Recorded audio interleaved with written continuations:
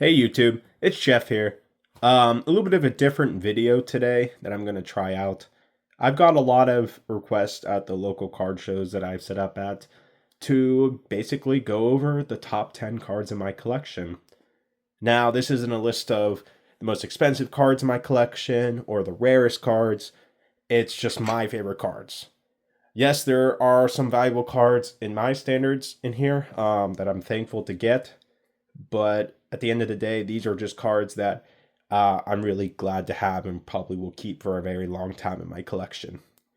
Now, I'm going to start with a few honorable mentions, and I work my way to my top 10 cards with a really rare one I don't think you guys will have ever seen at number one.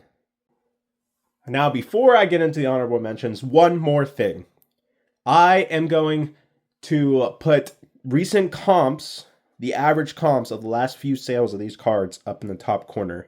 Starting with honorable mention number one, the card right in front of you, the 2014 Topps Update Andrew McCutchen Camo.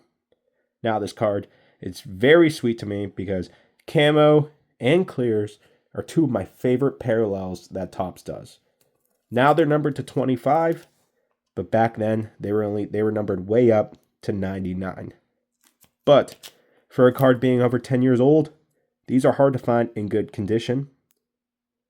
I found one raw, spent $2 for this card on eBay, graded it with my local LCS, and it came back at 10.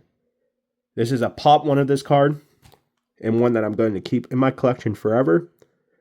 And since it's a pop one, there are no comps on it, but it's very, very sweet card. All right, moving on to honorable mention number two. The only booklet in this video is a 2021 Panini National Treasures Treasure Chest booklet. This booklet is full of prospects from that year, with Jackson Jobe, lighting's kind of bad on this one, Ricky Tiedemann, Kobe Mayo, Carson Williams, Austin Wells, Curtis Mead, Spencer Jones, Zach Geloff, Jack Leiter. Next here is a 2022 Topps Allen and Ginter Roberto Clemente stained glass. These stained glasses are numbered out of 25, really short printed. This one's a little off center, as you can see here, but just for how rare it is, and I'm a sucker for stained glass. My house has stained glass, and I just love how stained glass looks. So this is one that I'm definitely going to keep in my collection for a long time. A lot of you guys have interest in this at card shows, and I have a hard time moving it, so I'm just going to keep it for the PC. Now the last card in the honorable mentions, since I'm a Pirates fan, clearly, this is a Hayes, Cruz, and Brian Reynolds triple auto out of Topps Triple Threads 2024. All right, at number 10 is the reigning American League MVP, Aaron Judge. This isn't the only Judge card you're going to see, like a lot of players on this list.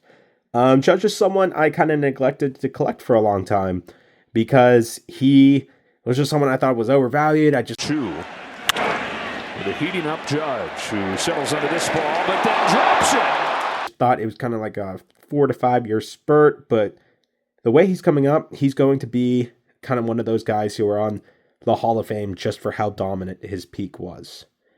Now, this is a 2017 Topps Series 1 Aaron Judge SP. High pop count on these, I think it's close to 10,000, which is very high, but Judge's stuff always carry a premium. Picked this up at a nice show. This is PNC Park, so that means something extra to me. And this is one, I think Aaron Judge is one of his best rookie images. All right, at number 9 is another Pittsburgh guy, O'Neal Cruz, 2022 Topps Chrome Gilded high-end chrome set. This is the rose gold parallel. I also picked this one up on auction, numbered out of 25. I think Cruz, like everyone says, has the potential to go 40-40. He's just such a lazy ball player out there. Today, a ball just got past him and he just stood there. He didn't even jog after it. He didn't even walk after it. He just stood there and watched his fielders take it. So this is a nice Oneil Cruz. Maybe not one I'm super personally attached to, but he could be a good flip if he makes an all-star team.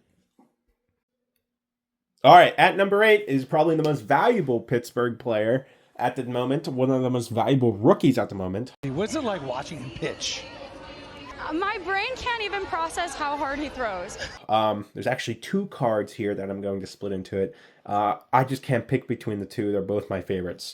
The first is this Paul Skeens and Oneil Cruz Leaf Vivid Printing Plate 1 of 1. I bought this on his debut day for a really cheap price on a best offer, thinking that this guy would be good because his stuff was not that expensive before he got caught up. And I thankfully got a lot of his cards before he went really crazy. The next card I got is one I pulled myself right after his debut. Paul Skeens Topps Now Debut SP. I got this card out of a 10-card pack, and I went up to the National, and silly myself did the SGC grading. I thought it was on site, but it was like a 15-day turnaround. They graded this card an 8. I cracked it, resubmitted it with GameStop, and just got it back for a PSA 9. So I'm really happy to add this one to my collection. I think Skeens is going to have a huge year, a Cy Young year, and this is, I think, one of his top 3 images out there. All right, at number 7 is a player that I never really got into because he's just been on my market, but I'm starting to like him more and more every year. Mr. Shohei Ohtani. This guy. Oh my gosh! Shohei Ohtani! The greatest day in baseball history! This is a Shohei Ohtani 2024 Topps Series 1, I believe. Series 2. Topps Series 2 blue foil. Team color match. Gem and 10. I traded a Gunnar Henderson auto for this. Think I got a great deal on it. Such a beautiful card. Shohei may not have the counting stats because he came a little older and he had a few injuries. But I think Shohei is going to go down as one of the best talents ever to play the game. So that's number 7 on my list, Shohei Ohtani. Number 6 is a guy who I personally loved growing up. He was my hero. A 2021 Bowman Sterling Mike Trout Sterling Recollections auto. This is an on-card auto for Trout, which I love. Numbered out of 50. And what's even more great about this card is that it is a redesign of his first Bowman card. He looked like a kid on that card, and I loved how here they really aged him up post all his playing days and injuries. And it is just a beautiful design. A little off-centered. I'm surprised it got a 9, but it did. I'm happy about that. On-card auto. Beautiful. Traded a Jackson Chourio auto for this. I think I'm going to keep this card for the rest of my life. That's number 6, Mike Trout. Coming in at number 5 is probably one of my more valuable cards, but it's also a lot more of a risk. We have this dual auto. Franchise Futures, Gunnar Henderson and Adley Rutschman out of 2019 Bowman Draft Baseball. This is the first Bowman year for both of these guys. Their first dual auto. A 9.5 grade here on this. And I actually pulled this myself at the Topps exchange boxes, those white boxes at the National. Got those for a Wander Franco redemption. Funny enough, they switched it out for these. And I love this card. It's beautiful. Even though I'm not an Orioles fan, these are 2 of the top talents in the game. And I'm just hoping that they have a great career at those 2. So that's number 5. Number 4 on the list is another Pirates. You might see a lot more Pirates on this list because that is mainly what I collect. But this is a 2013 Panini Select Andrew McCutchen Gold Auto.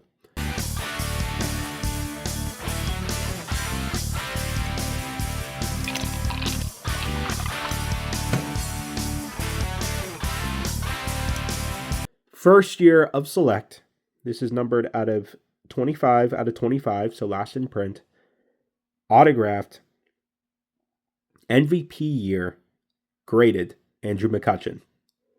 I bought this off of a good friend at a card show. I have the insert of this, the Select team, numbered out of 25, that he's trying to hunt down Andrew McCutchen to sign it for me, and I really like this card. Not too much else to say about it, except that it's just beautiful with that gold refractor. It's a very important year. Maybe not the most valuable card, but I think it is valuable to a Pirates fan.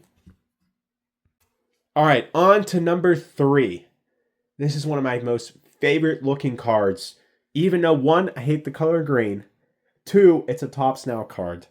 But this is an Aaron Judge 2017 Topps Now rookie auto. Now this card has a pretty cool story to me.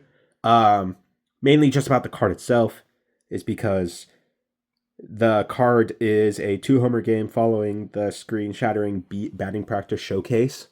I didn't know if Judge was legit or not at the time. I was young. I think I was a freshman in high school.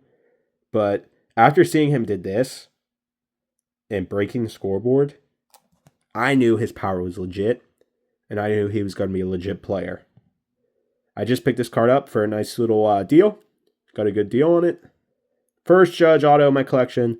Probably going to be the only one with his prices. But it is an absolutely beautiful card. Happy to call that one number 3 in my collection. All right, at number 2, like I said with the camo, my other favorite parallel in Topps is the clear. At number 2 is a Bryan Reynolds 2019 Topps Update Clear Parallel. Now, this is his rookie card. I think this is the only one to publicly sell, so I have the only sale on this. And I'm working to complete his rainbow. I just need the Mother's Day and Father's Day, both out of 50. But a gem meant 9.5. Bryan Reynolds Clear, you can see behind it. And it's just a great hitting pose, great player, underrated. Pirates superstar right here. Cool card.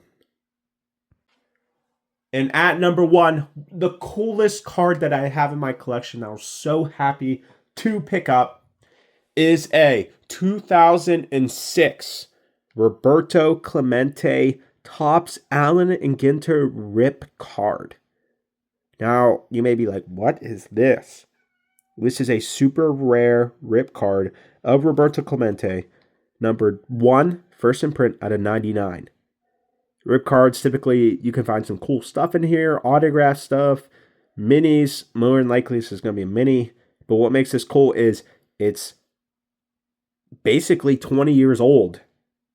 And it has not been ripped yet. I got it at my local LCS in a sealed collection. Got first grab at looking at what was in it. Said I really wanted this. Just got it slabbed up just to kind of keep it preserved. So make sure nobody rips it. It got a 6 with a mark designation, which I do not know what that is for. The only thing I could think of is these little tabs here to rip open the card to find it, which is part of the card, and they don't do that on any newer Allen and Ginter cards, so I have no idea why they did that. But this is a card that I'm going to keep forever in my collection. A beautiful image of the great one, Roberto Clemente. And that's it for the top 10 cards in my collection. I hope you guys enjoyed. This is the first time I'm making one of these videos. So I'll maybe try to update it later in the year, towards the end of the season. See if anything changed. But everyone have a blessed week. And I'll see you with more content coming soon. Bye.